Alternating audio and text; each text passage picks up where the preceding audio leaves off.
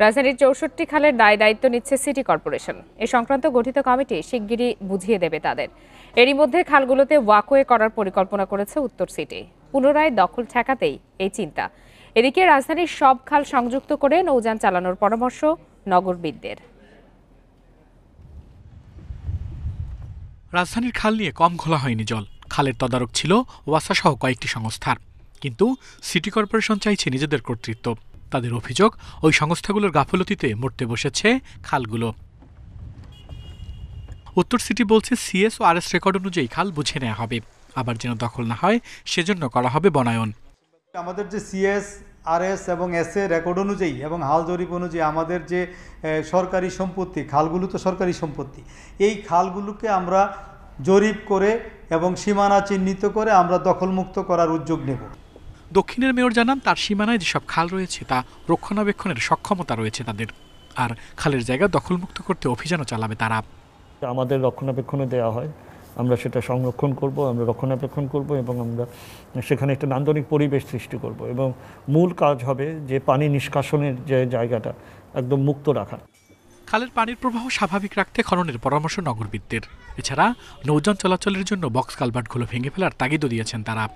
খালটার পুনরুদ্ধারের সুবিধার তিনটি: একটি, নিয়মিত পরিবীক্ষণের মাধ্যমে তাকে সচল রাখা; দুই, জলের ধারাকে ফেরত, অ্যাক্সেসেবল জলের ধারাকে ফেরত আনার কারণে যে কোনো বিপজ্জনক অবস্থায় জলকে ব্যবহার উপযোগী করা; আর তৃতীয়ত, অবশ্যই গুরুত্বপূর্ণ, যে ঢাকা শহরে আমাদের আভ্যন্তরীণ নৌ যোগাযোগের মাধ্যমে একটি নতুন চলাচল ব্যবস্থা।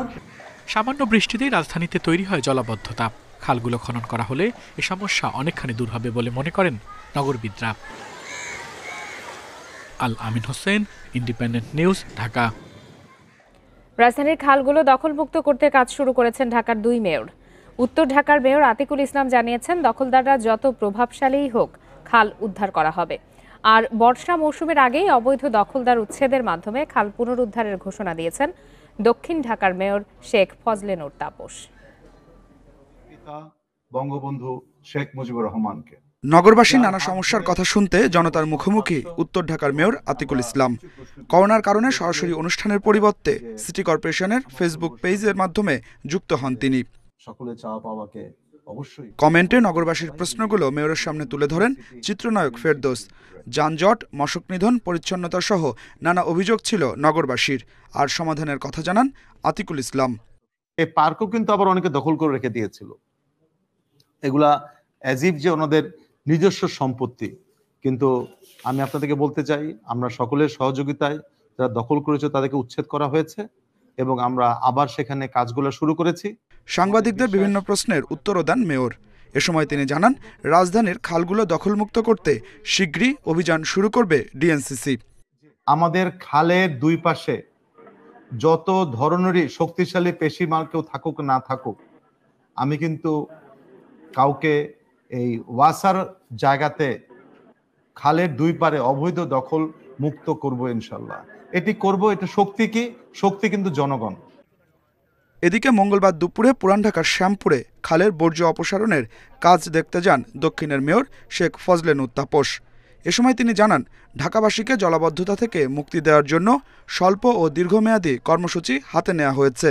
স্বল্প মেয়াদের কাজগুলো ঢাকা দক্ষিণ সিটি কর্পোরেশনের নিজস্ব অর্থায়নেই শুরু হয়েছে।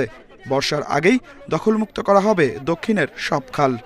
আগামী বর্ষা মৌসুমের আগেই আমাদের নিজ অর্থায়নেই আমরা এই খালগুলো দখলমুক্ত করব এবং পরিষ্কার করব এবং পরবর্তীতে আমরা দীর্ঘমেয়াদী রক্ষণাবেক্ষণ এবং নান্দনিক পরিবেশ সৃষ্টির কাজ আমরা আরম্ভ করব।